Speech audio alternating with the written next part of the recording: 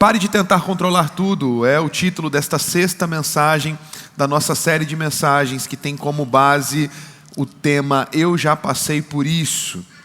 A verdade desta série é que seja qual for a dor que você enfrenta, Jesus entende porque Ele já esteve lá. Estamos em uma jornada aprendendo com a vida de Jesus, aquele que passou por todo tipo de tentação, todo tipo de sofrimento, pensamento e dificuldades que todos nós enfrentamos. Sobretudo, Ele teve vitória em todas estas coisas para que nós também pudéssemos vencer. Hoje nós vamos falar sobre a nossa tentativa humana de controlar tudo. Todos nós temos uma área na nossa vida que gostamos de controlar. Alguns tentam controlar a sua agenda, outros o seu dinheiro, a sua vida financeira. Outros acabam se atrapalhando tanto nesta tentativa de controle que querem controlar até a opinião dos outros sobre ele. Vive então em um ciclo de derrotas, tentando ser validado a todo momento. Em uma tentativa de validação, de autoafirmação, vivem uma vida toda presos naquilo que os outros pensam a respeito dele mesmo. Outros se perdem tanto no personagem que literalmente tentam controlar não apenas a sua própria vida, mas a vida de todo mundo que está à volta. Se tornam manipuladores, controladores. Querem que tudo seja do seu jeito, da sua forma, da sua vontade, e logo não percebem que se tornam pessoas antipáticas, pessoas que não agregam, mas que afastam, porque desejam que todo mundo tenha a sua própria vontade, os seus próprios desejos, faça da forma que você acha que é o melhor. Essa é uma dificuldade de muitos de nós. Eu preciso ser vulnerável contigo. Faz parte da minha personalidade também planejar muito, eu gosto. Minha esposa brinca comigo que eu tenho os próximos 10, 15 anos facilmente planejados na minha mente. Eu gosto disso. Se tem uma coisa que eu não gosto de ser pega de surpresa. Quando vamos viajar entre amigos, agora há pouco estava de férias, fazendo uma viagem entre amigos, eu sou do time que planeja tudo antes. Vê os vídeos, os roteiros no TikTok, começa a desenhar e manda para a galera, o que vocês acham disso? Vamos colocar no roteiro, vamos incluir no roteiro, não vamos ser pego de surpresa, vamos entender aqui se vale a pena, se não vale. E vamos ser sinceros, por si só, planejar, organizar, tentar controlar algumas coisas não é por si só um perigo. O perigo é quando dentro deste ambiente de controle perdemos a mão e esquecemos quem é o soberano sobre as nossas vidas. Provérbios capítulo 16, versículo 3 vai dizer que cabe ao coração do homem traçar planos. Ou seja, é nossa responsabilidade fazer planos. O Senhor não vai fazer para nós aquilo que é para nós fazermos. Entretanto, o texto continua dizendo, é do coração humano fazer planos, mas a resposta vem de quem, igreja? Do Senhor. E aqui é onde muitas vezes tenho que me humilhar diante da cruz de Cristo, pedir perdão e reconhecer que, principalmente dentro desta característica que tenho, de controlar as coisas, de tentar me precaver e não ser pego de surpresa, a resposta que eu tenho que sempre estar esperando é a resposta divina. E quando esta resposta contrariar a minha vontade humana, tem que estar tudo bem. Eu não posso me desesperar.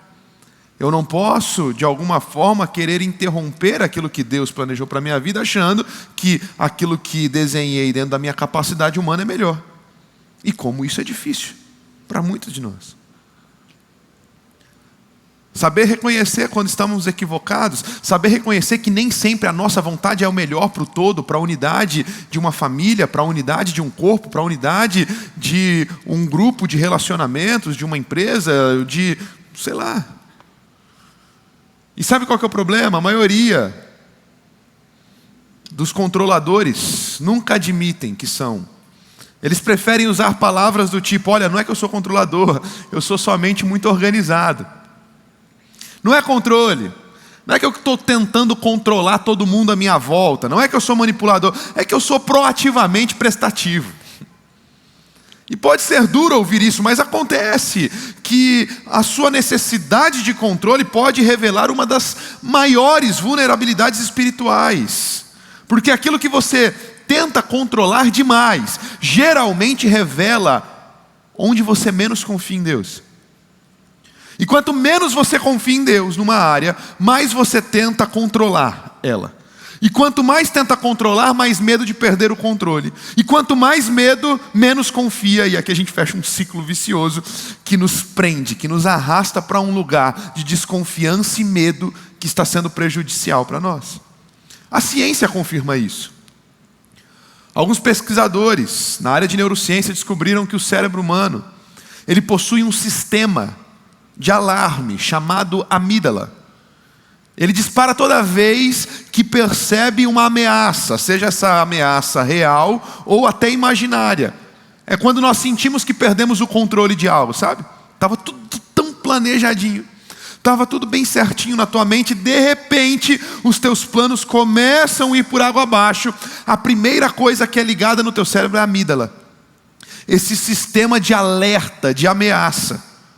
Os teus pensamentos travam, o teu coração acelera, o cortisol, que é o hormônio do estresse, ele sobe de uma maneira assustadora, inunda o teu corpo e o cérebro entra aqui, no modo sobrevivência. Isso se torna um ciclo. E quanto mais você vai tentando controlar aquilo que está fora do seu alcance, mais este hormônio do estresse aumenta. E quando o estresse aumenta, o seu cérebro começa a interpretar aquilo como ameaça. E quando você percebe, você está num labirinto, num caminho sem saída. Literalmente numa guerra e numa pressão química que o teu corpo foi projetado para viver quando você tenta controlar tudo. E como nós já conversamos nas últimas mensagens, a boa notícia de tudo isso é que Jesus já passou por estas mesmas situações. Ele já esteve lá. E Ele venceu para que aprendêssemos com Ele também a vencer. Sério, pastor? Será que Jesus passou por este mesmo sentimento que eu tenho? Será mesmo que Jesus ficou nesta encruzilhada? Será que Jesus, Ele lutou com estes mesmos pensamentos que eu luto de querer somente a minha vontade? Vamos para o texto. Mateus capítulo 26, acompanhe comigo a leitura. Mateus capítulo 26, versículos de 36 a 46. Então Jesus foi com seus discípulos para um lugar chamado Getsêmani. E lhes disse: sentem-se aqui enquanto vou ali orar. Levando consigo Pedro e os 2 filhos de Zebedeu, começou a entristecer-se, a angustiar-se. Disse-lhes então: a minha alma está profundamente triste, numa tristeza mortal, vigiem aqui comigo. Indo para um pouco mais adiante, prostrou-se com o rosto em terra e orou: meu pai, se for possível, afasta de mim esse cálice, contudo não seja o que eu quero, mas sim como tu queres. Depois voltou aos seus discípulos e os encontrou dormindo. Vocês não puderam vigiar comigo nem por 1 hora? Perguntou ele a Pedro. Vigiem e orem para que não caiam em tentação. O espírito está pronto, mas a carne é fraca. E retirou-se outra vez para orar: meu pai, se não for possível afastar de mim este cálice sem que eu beba, faça-se a tua vontade. E quando voltou, de novo os encontrou dormindo. Seus olhos estavam pesados, então os deixou novamente. E preste atenção nesta informação: orou pela 3ª vez, dizendo as mesmas palavras. Orou pela 3ª vez, dizendo as mesmas palavras. O texto se dá depois da última ceia. Jesus sabia o que estava por vir. No dia seguinte ele seria torturado, ele seria morto, ele sofreria. E aqui ele vai para o Getsêmani, o lugar da prensa. Getsêmani quer dizer o lugar da prensa, era o lugar de prensar as azeitonas, da onde saía o azeite. Jesus também habitou esse lugar de pressão entre fazer o que eu quero, fazer a minha vontade e cumprir a vontade do Pai. Esta pressão que eu e você sentimos quando percebemos que estamos perdendo o controle e a nossa amígdala, então, ela entra nesse sistema de alerta. Jesus passou por esta pressão também. Lembre-se que Jesus era 100% Deus, mas 100% homem. Ele se esvaziou dos seus atributos divinos e veio à terra e passou pelas mesmas dores físicas, emocionais, que nós também passamos e enfrentamos. Eu consigo ver isso claramente no texto quando ele diz que Jesus, pela terceira vez, fez a mesma oração. Que oração é essa? Pai, se for possível, ser de outra forma eu gostaria. Pai, não é assim que eu gostaria de ter planejado. Se tiver outra forma por aí da gente passar por isso. E aqui você já percebe que tudo tem a ver com o coração, porque o problema não é você ter as suas próprias vontades. O problema não é você encarar um caminho como ameaçador. O problema não é você ter uma opinião sobre como você acha que poderia passar melhor por algo. O problema é quando você pega isso e não permite que estas suas vontades sejam subjugadas à vontade de Deus. Porque a chave aqui do texto é que Jesus ele ora por 3 vezes, Pai, eu gostaria que fosse de outra forma. Só que existe um mas que muda tudo aqui. Ele diz, mas, contudo, não seja feita a minha vontade, seja feita a sua vontade. Jesus ele tinha 2 caminhos à sua frente. E assim acontece comigo e contigo. Todas as vezes que estamos prestes a perder o controle, nós temos 2 lugares para escolher. Nós temos 2 opções. Nós podemos tentar resgatar esse controle, ou nós podemos optar pela rendição. Diga comigo controle. Diga comigo rendição. Rendição talvez seja a palavra mais importante desta noite para nós. Jesus tinha 2 escolhas a se fazer: tentar manter o controle ou se render. Quando eu olho para Jesus, eu percebo que ele escolheu se render. Quando escolhemos o controle, a grande verdade é que a necessidade de controlar tudo revela onde está o nosso coração. Anote isso. A necessidade de controle revela onde está o seu coração. A nossa cultura é assim. Estão a todo momento dizendo, assuma o controle, faça acontecer, controle o teu destino, faça o que você quiser, o que o teu coração mandar. Mas com Jesus eu aprendo diferente. Com Jesus eu aprendo a entregar o controle àquele que pode sim fazer todas as coisas. Existem 3 perguntas para quando você é tentado a assumir o controle. Pergunte a você mesmo: isso realmente merece a minha preocupação? Porque tem coisas que tentamos controlar a todo custo, que não tem importância real. E você já aprendeu que a maior parte das nossas preocupações nunca vem acontecer. Sempre que você estiver neste ambiente de pressão, com o teu sistema de alerta ligado, querendo manter o controle, pergunte: isso realmente merece o meu esforço, a minha preocupação? Será que isso realmente merece com que eu entregue toda a minha energia? Uma segunda pergunta para você fazer é: isso está sob o meu controle? Cabe a mim resolver? Porque você precisa fazer o que é teu, agir na sua parte. Por exemplo, quando falamos sobre vida financeira, eu vejo algumas pessoas desesperadas em momentos de crise. Você passou talvez por uma crise lá, uma década atrás, 2014, 2015. A crise financeira que tomou conta de toda a nossa nação brasileira. Você, a trancos e barrancos, conseguiu se reerguer, se levantou. Chega 2020, 2021, pandemia global, de novo, crise. Passam-se os anos, já foram 5, 6 anos. A hora que você começa a se reerguer de novo, a gente começa a ouvir este murmúrio: a crise está chegando, a economia está colapsando, como que vai ser ano eleitoral e o ano que vem? Será que o Brasil vai crescer? Será que o Brasil não vai crescer?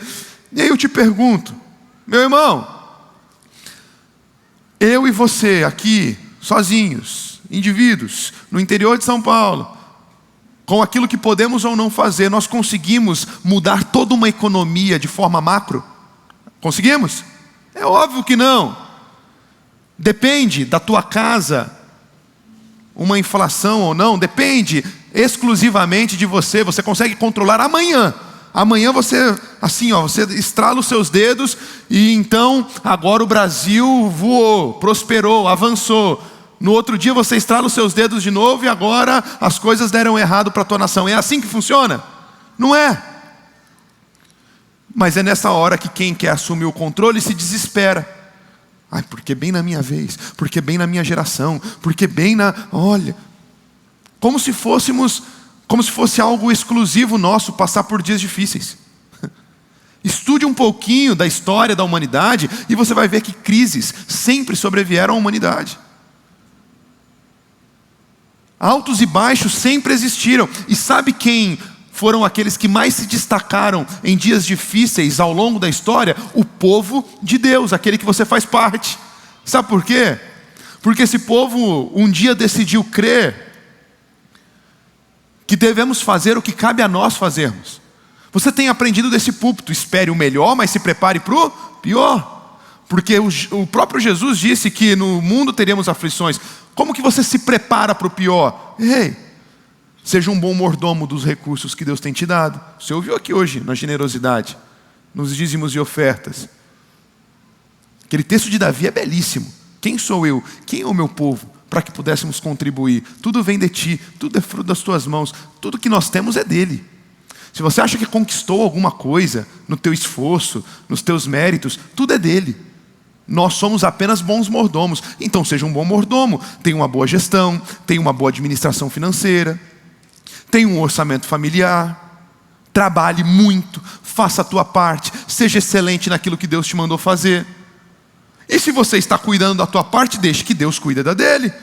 Alguns se desesperam, se descabelam. Onde que estava Deus na crise? Deus esteve onde Ele sempre esteve, assentado no seu alto e sublime trono, governando os tempos e as estações, cuidando do coração do seu povo como um provedor e nos chamando a fazer a nossa parte, que Ele faz a dele.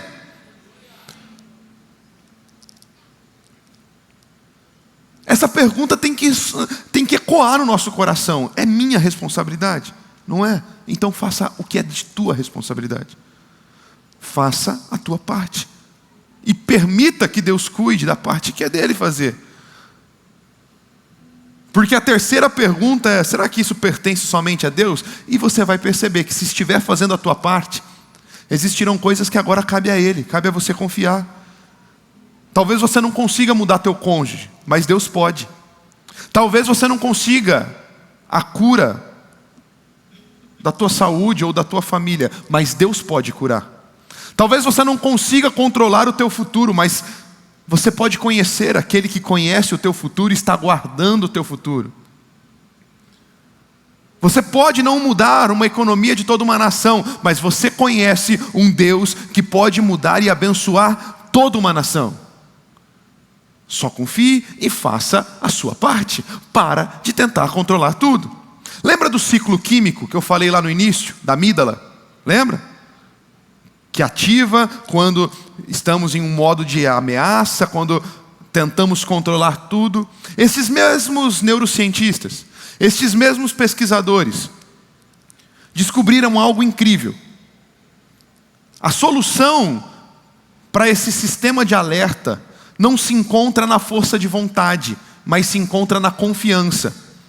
Eles estudaram um pouco a reação do nosso cérebro quando nós escolhemos, por exemplo, a meditação cristã, a palavra de Deus, a oração, a entrega e a rendição a alguém que pode fazer aquilo que nós não podemos. E adivinha o que eles descobriram? Quando você, cristão, filho de Deus, ora, lê a palavra, se posiciona em lugar de rendição e confiança, você ativa outra área do seu cérebro, e não é a amígdala, é o córtex pré-frontal. Esse lugar é o lugar do seu cérebro que é responsável diretamente pela parte racional. É quando nós trazemos um pouco de racionalidade para aqueles desafios que parecem grandes demais. Para você entender um pouquinho melhor como que funciona. Você já teve dias de desespero? Dias onde você ficou tão angustiado e depois, quando tudo fez sentido para você e as peças se encaixaram, você se sentiu meio bobo? Vamos tentar dar uma desenhada aqui melhor. Adolescência. o período onde a gente acha que tudo é o fim. É ou não é? Lido muito com adolescentes ainda aqui nesta casa. No período da adolescência, nós, às vezes mais velhos, nós precisamos até nos colocar meio que no lugar deles. Às vezes a gente acha que é tudo frescura. Mas por quê? Nós esquecemos que já passamos por isso um dia. Qualquer coisa na vida do adolescente é o fim do mundo. É o fim do mundo. Parece que não vai ter outra oportunidade na vida e que já era, principalmente quando eles perdem o controle de uma situação. E são situações tão pequenas, tão bobas. Eu pregava essa mensagem hoje de manhã em uma das nossas extensões, lá em Adamantina, e eu comecei a lembrar de uma história tão minúscula, um desafio tão pequeno da jornada. Eu devia estar entrando na faculdade com 17 anos, e eu tinha na minha mente, como alguém que gosta de planejar, exatamente o que eu tinha que fazer, porque eu tinha meus sonhos, eu tinha meus projetos, eu já almejava muito o ministério, estar, pastoreando e, enfim, na igreja. Então eu fiz vários roteiros na minha mente de como deveria ser. Então a faculdade que eu queria, o curso que eu tinha que escolher, a instituição que eu ia estudar, o período que eu ia me dedicar na faculdade, para eu conseguir me dedicar paralelamente também, tanto ao trabalho que eu tinha à época, quanto às coisas da igreja. E as coisas começaram a dar tudo certinho no primeiro bimestre daquele ano. E eu fui lembrando, enquanto eu pregava, do dia onde eu estava aqui, neste mesmo lugar, neste mesmo auditório. Nós estávamos vindo para o Bela Vista, iríamos inaugurar, iríamos fazer o primeiro culto neste campus aqui. E nós estávamos aqui junto com alguns adolescentes da casa, ajustando, ajudando e limpando e deixando tudo certo. E eu lembro que era uma madrugada, a gente, se eu não me engano, era de uma sexta para o sábado, a gente ia virar aqui dormindo com os adolescentes, ajudando no mutirão. E eu lembro que de repente à noite chegou a notícia para mim, que o curso que eu tinha escolhido, na faculdade que eu tinha escolhido, iria fechar, eu só ia conseguir fazer em outro período. Isso ia me atrapalhar de uma maneira mas iria dificultar demais aquilo que eu imaginava, a forma como eu queria trabalhar a gestão dos meus horários, quanto a ministério, trabalho, equilibrar todas as coisas. E aquilo me chateou de uma maneira tão profunda, o adolescente, no auge da sua maturidade, de uns 17 anos. E eu lembro que eu fiz uma tempestade num copo d'água. Não vai dar certo, agora já era, agora eu não vou conseguir mais servir nos ministérios, eu não vou conseguir chegar no meu sonho, eu não vou conseguir chegar no meu projeto. E eu fiquei lembrando, enquanto eu pregava hoje de manhã, aqui onde eu AC Café tinha um barranco, e eu sentado lá, bravo, angustiado. E depois as coisas foram se encaixando de uma maneira tão tranquila. E enquanto eu pregava hoje, eu fui lembrando dessa história. Sabe quando você se sente tipo assim, cara, que imaturidade, que coisa boba. Eu tenho tanto problema pior hoje. Olha o que eu achava que era problema. Você já se sentiu assim também? Alguém aqui já se sentiu assim? Só que na hora que a amígdala está disparada, aquele sistema de alerta, vai alguém falar para você que o teu problema é bobo. Vai alguém se levantar e falar assim, isso aí não é problema não. Na hora, é aquela tempestade. Ainda mais quando, ainda numa adolescência, numa imaturidade. Mas depois que você aprende a confiar, depois que você se coloca num lugar de oração, depois que você se coloca no teu lugar, dizendo, Senhor, espera aí, deixa eu colocar um pouco de racionalidade nessa parada, e aí você não ativa a amígdala, mas aquele córtex pré-frontal, o lugar da racionalidade. Você fala assim, para que eu estou me desesperando? Por que eu estou surtando? Será que é de fato o fim do mundo? Ou será que eu estou fazendo uma tempestade num copo d'água e eu deveria confiar mais naquele que me chamou e naquele que me escolheu para um grande propósito? Quais são as áreas da tua vida que você está tentando tanto segurar, tanto controlar, tanto direcionar, que você está permitindo que não haja racionalidade e você está andando sempre com esse sistema de alerta ligado? Você até diz, Senhor, eu quero me submeter à tua vontade. E nós queremos nos submeter à vontade de Deus, desde que a vontade de Deus seja nossa. O problema é quando a vontade de Deus não coincide com a nossa. Quando ela é diferente, aí se torna um desafio. Porque a grande verdade é que com Jesus é tudo ou nada. Não existe 90% rendido. Devemos nos render totalmente. Confiar em Deus não é apenas espiritual. Eu acabei de te mostrar que confiar a Deus é neurologicamente libertador. Eu acabei de te mostrar como que Deus projetou o teu corpo para a confiança, para a rendição e não para o controle. Quando nós depositamos o nosso próprio esforço, as nossas forças, nós entramos em colapso. Mas quando nós depositamos a nossa confiança em Deus, nós encontramos paz. A grande verdade é que você não precisa entender para obedecer. Você precisa apenas crer e continuar caminhando na direção da voz que está te chamando. Você lembra do Pedro aqui no Alto de Páscoa essa semana? Afundando diante das circunstâncias adversas, a neblina, o vento forte. Mas de repente uma voz chama ele: Pedro, continua. Pedro, olha para frente. Pedro, olha para mim. Você pode não estar entendendo. Este lugar pode estar te amedrontando. Esse lugar pode estar ligando o teu sinal de alerta. Mas ore, busque, clame. Encontre o lugar de rendição. Jesus nos chama a este lugar de rendição. E sabe por que Jesus tem direito de nos chamar para esse lugar de rendição? Porque Jesus rendeu tudo que Ele tinha. Jesus se rendeu no pior momento da sua jornada, para que tivéssemos o exemplo de alguém que escolheu a rendição ao invés do controle. Jesus poderia, lá naquele jardim, ter decidido controlar a situação e dizer: Deus, eu não quero. Mas Ele escolheu o lugar da rendição. Ele disse: Senhor, seja feita a tua vontade. Jesus se rendeu, e eu te pergunto, quando Jesus se rende, dá tudo certo para Ele? Depois que Jesus decide se render, as coisas agora só caminham de uma maneira linda, maravilhosa, como fosse um filme da Disney para Jesus. É assim que acontece depois que Ele se rende lá no Getsemane. Você conhece a história? Olha só no versículo 47, olha só que legal.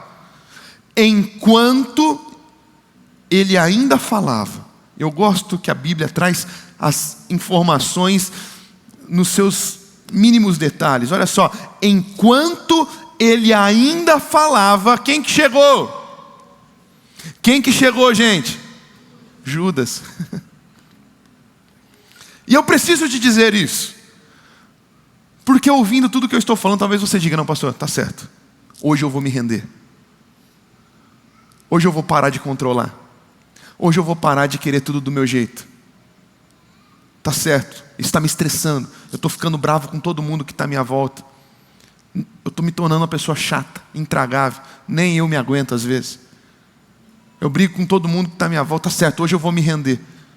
E aí vai dar tudo certo? No momento que Jesus se rende, Judas aparece. Junto com Judas, quem que vem? Os soldados.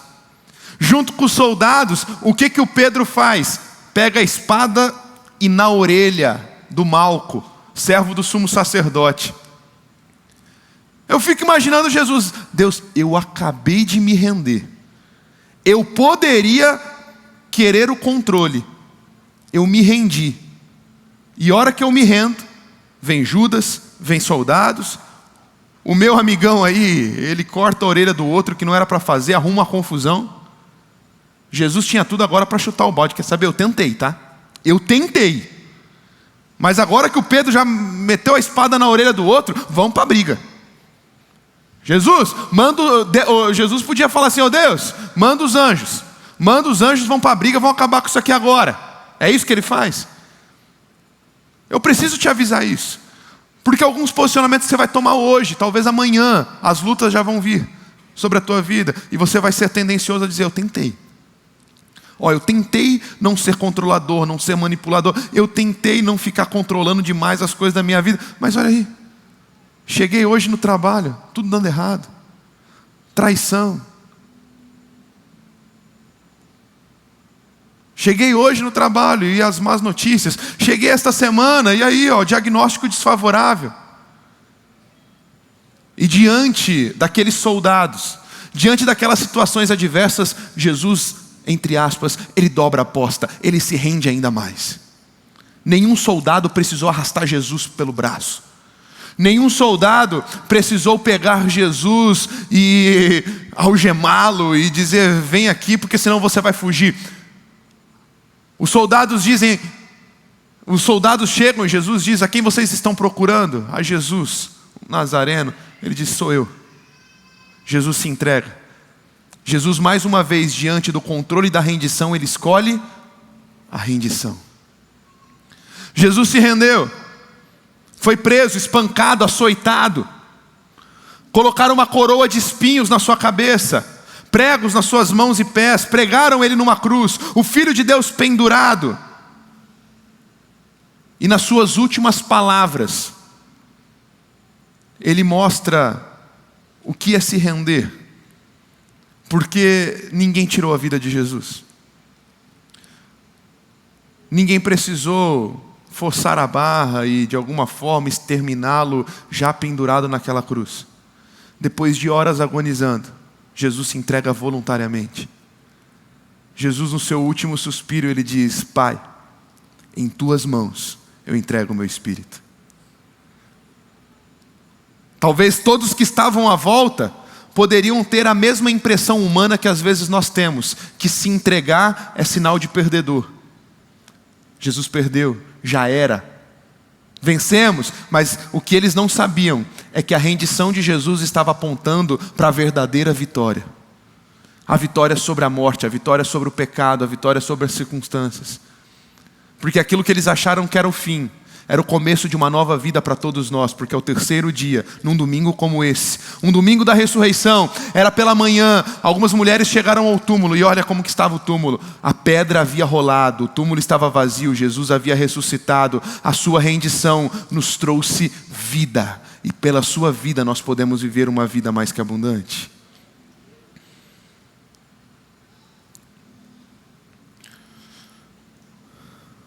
A grande verdade é que você nem sempre tem o poder de controlar as coisas, por mais que você tente. E talvez é isso que está te sufocando.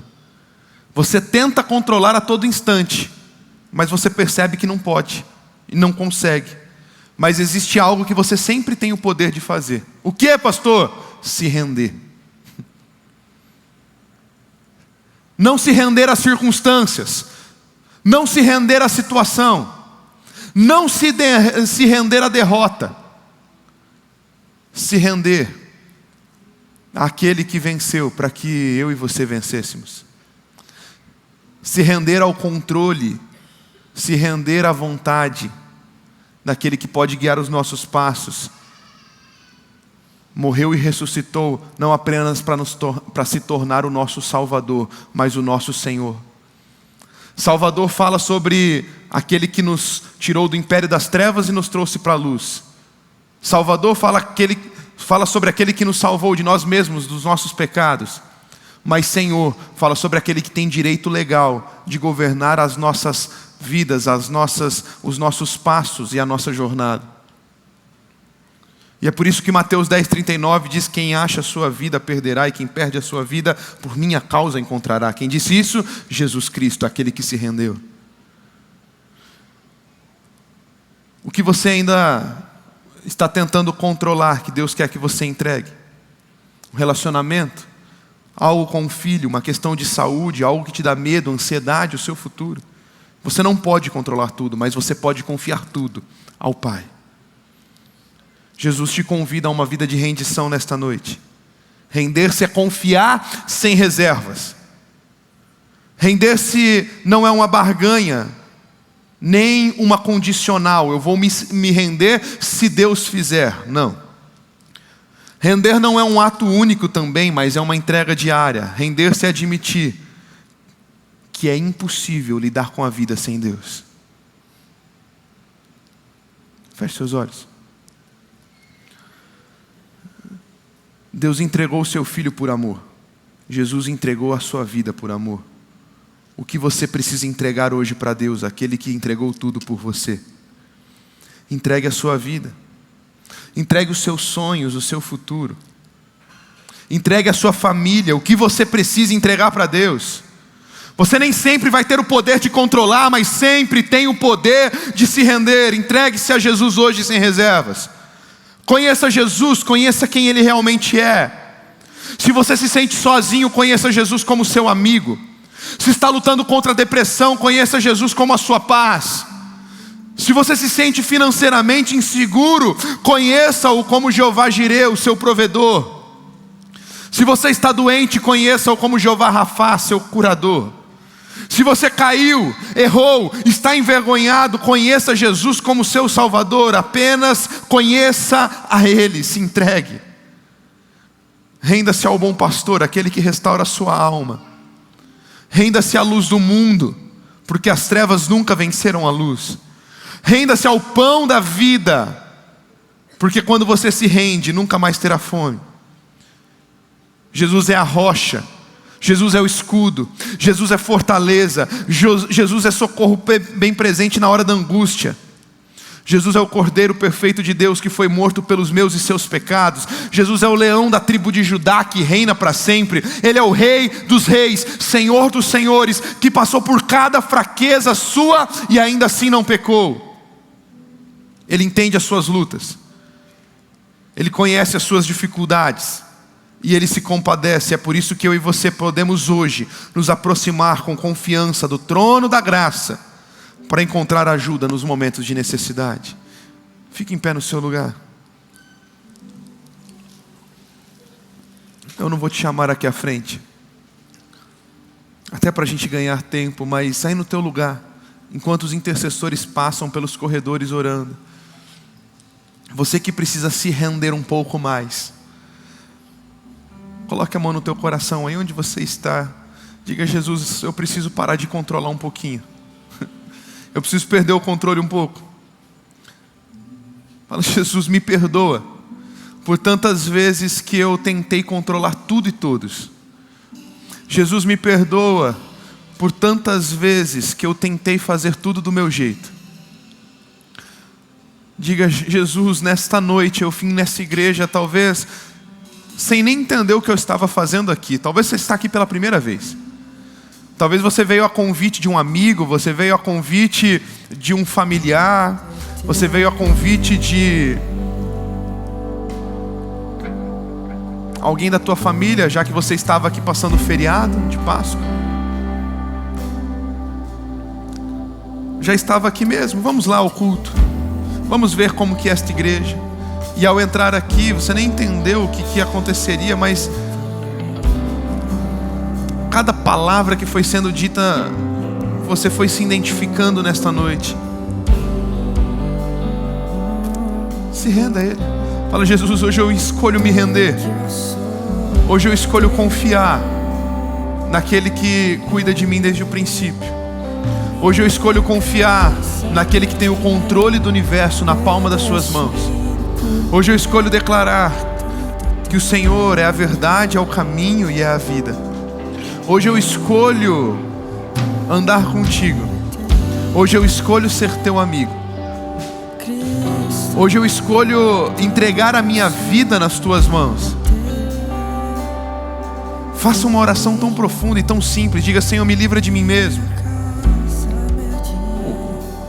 Diga: Senhor, às vezes o meu jeito é tão forte, às vezes as minhas vontades, as emoções me dominam de uma maneira tão assustadora, que quando eu percebo, eu já estou tentando segurar coisas que não são da minha alçada. Eu já estou tentando resolver coisas que eu não consigo. Eu já estou tentando fazer coisas que eu não deveria fazer. Fala: Jesus, hoje eu escolho fazer a minha parte. Hoje eu escolho me concentrar na minha parte e deixar que aquilo que depende, vem do Senhor, seja feito exclusivamente por Ti. Jesus, nós te agradecemos.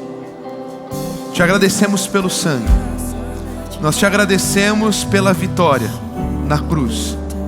Nós te agradecemos porque no domingo o túmulo estava vazio. E porque o Senhor se rendeu, hoje nós nos rendemos. Porque o Senhor venceu, hoje nós vencemos. Hoje nós escolhemos sair do controle Hoje nós escolhemos sair do comando das nossas vidas e entregar o controle, o comando, a central de comando para o Senhor. Seja feita a tua vontade, não a nossa. Como Jesus orou, nós oramos: seja feita a tua vontade, não a nossa. Seja feita a tua vontade, não a nossa. E que andando na tua direção nos encontremos com o teu propósito para as nossas vidas. Avancemos, possamos crescer, ter paz e tranquilidade, sabendo que o Senhor está cuidando de nós e o nosso futuro está intacto, porque o Senhor já está nele. Não tememos mais o futuro, porque o Senhor já está nos esperando nele. O Senhor é o Alfa, o Senhor é o Ômega, o Senhor é o início e é o fim. Podemos até ser pegos de surpresa, mas nada pega o Senhor de surpresa. O Senhor continua cuidando de nós, assentado no seu alto e sublime trono, governando as eras e as estações. Nos submetemos ao seu senhorio. Seja Senhor das nossas vidas. Obrigado por tudo que o Senhor fez durante este domingo de ressurreição. E com o coração mais leve, porque tiramos esse peso que não era nosso, avançaremos com convicção que o extraordinário no Senhor Jesus nos aguarda. Deus, que o teu amor tão grande, a graça maravilhosa de Jesus Cristo Filho, as consolações, assim como o poder e a íntima amizade com o amado Espírito Santo, seja com o teu povo hoje e para todo sempre. Amém, amém e amém. Que Deus te abençoe.